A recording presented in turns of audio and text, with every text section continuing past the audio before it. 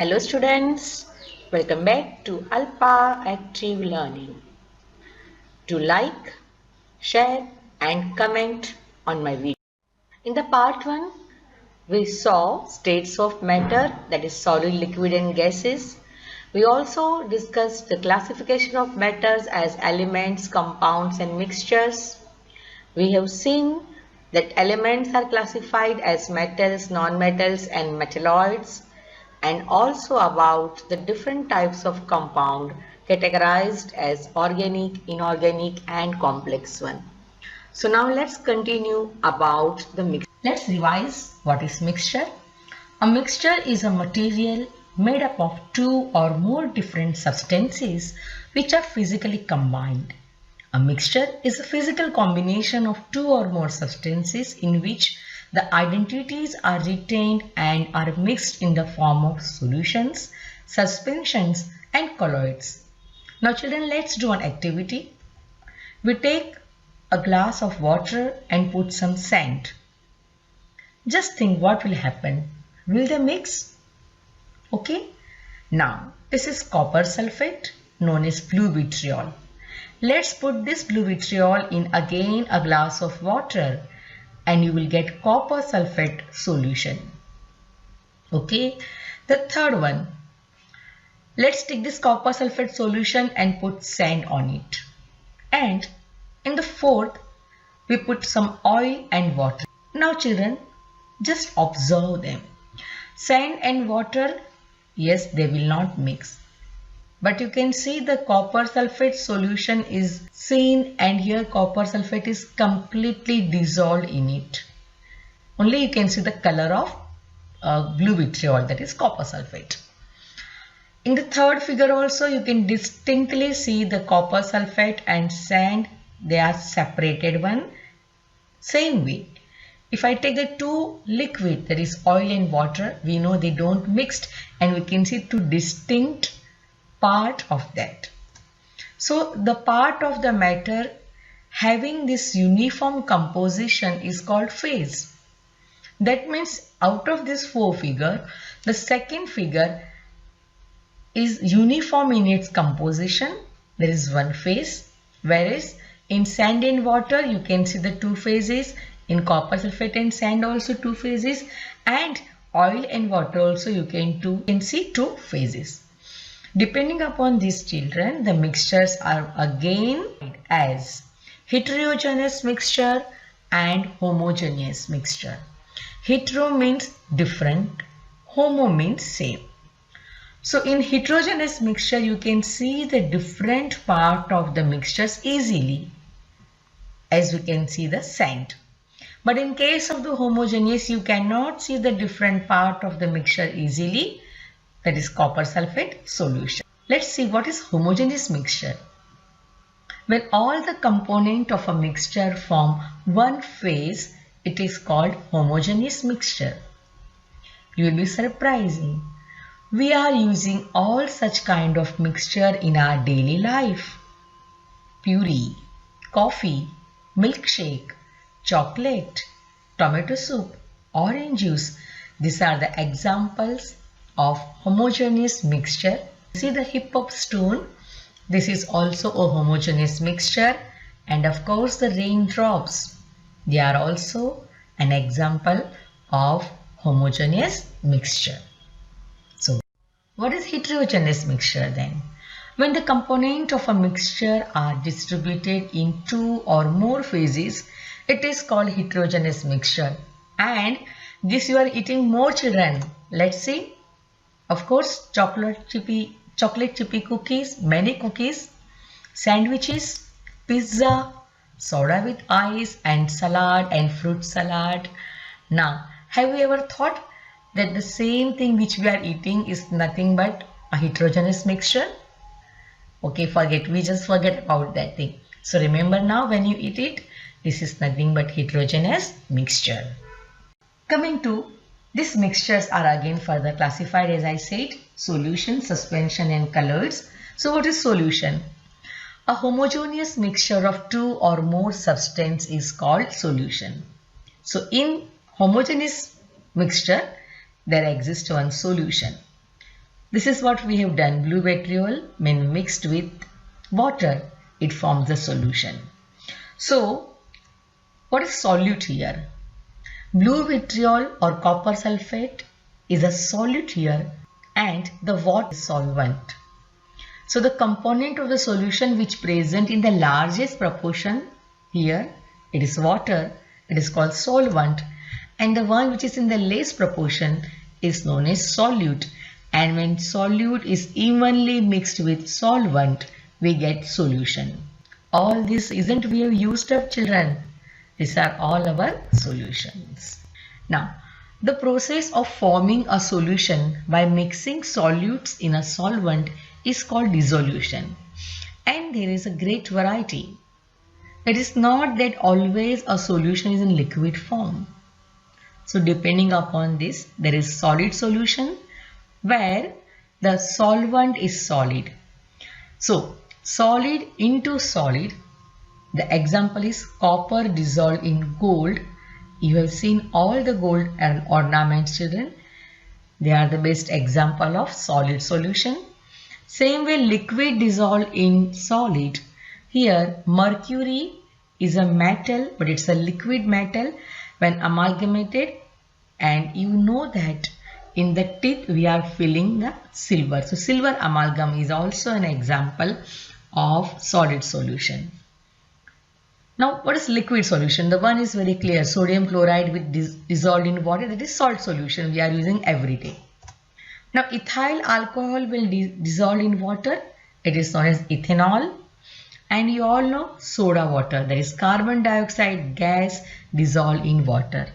So when salt solution or sugar solution, it is an example of solid into liquid.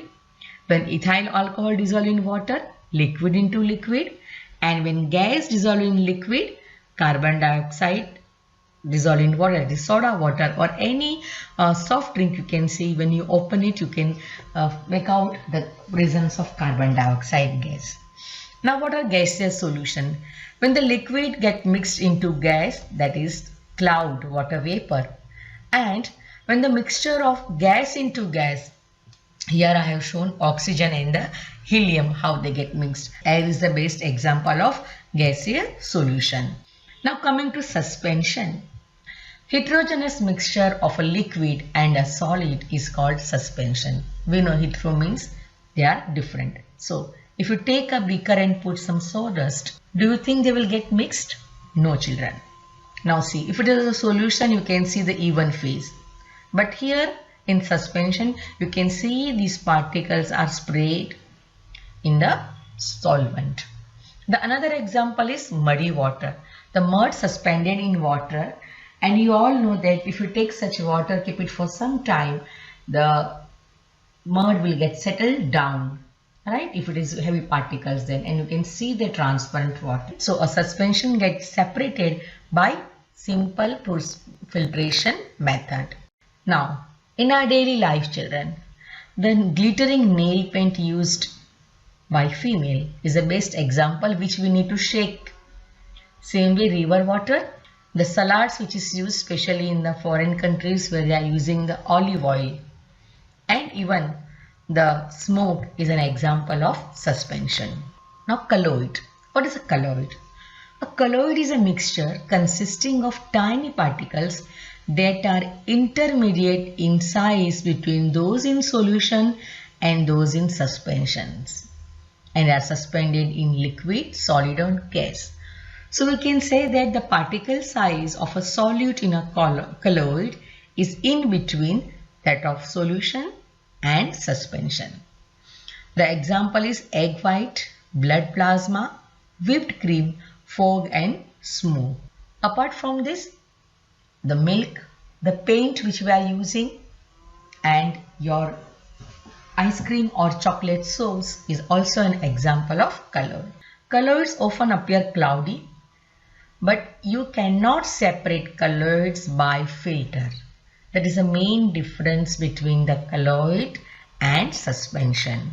So, do you know, children, we come across this solution, suspension and colloid every day in our life. For example, salt dissolved in water, it forms a uniform solution. Second, a floor suspended in water, right, is an example of suspension, and the milk is the best example of colloid. Our next subtopic is molecular formula.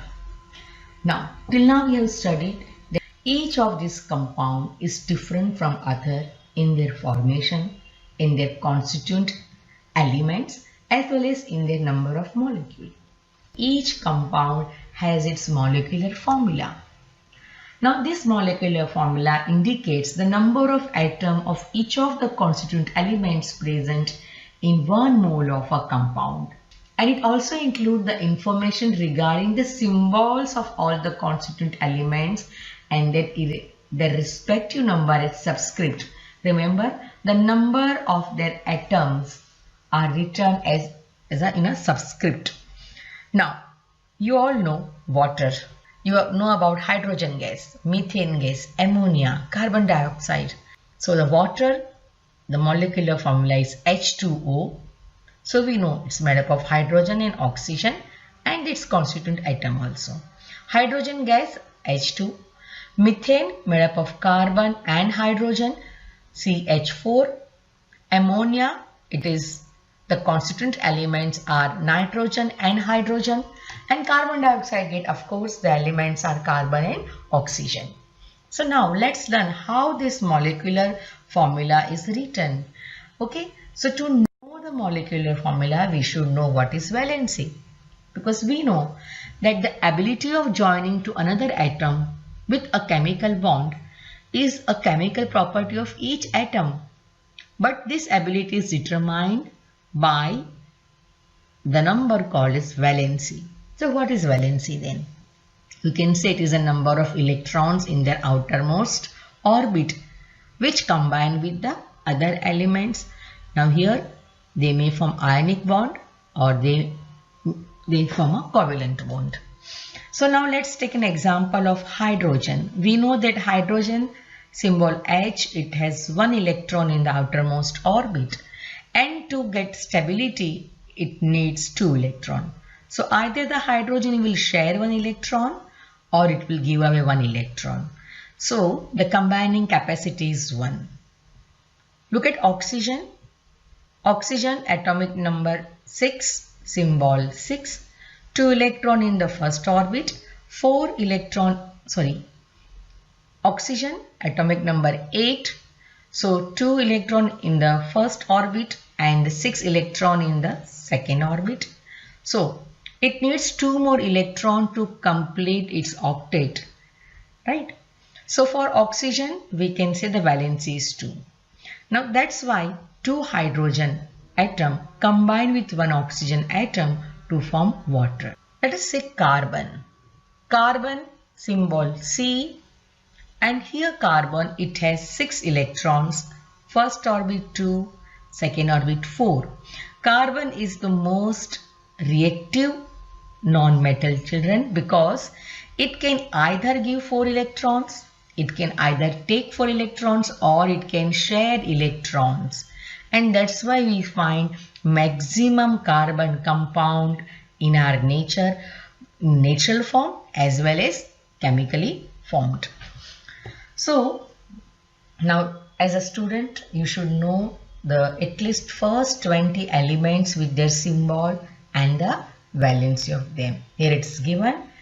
So children, once we know the symbol and the valency of every element, we can write their molecular formula by cross multiplication method.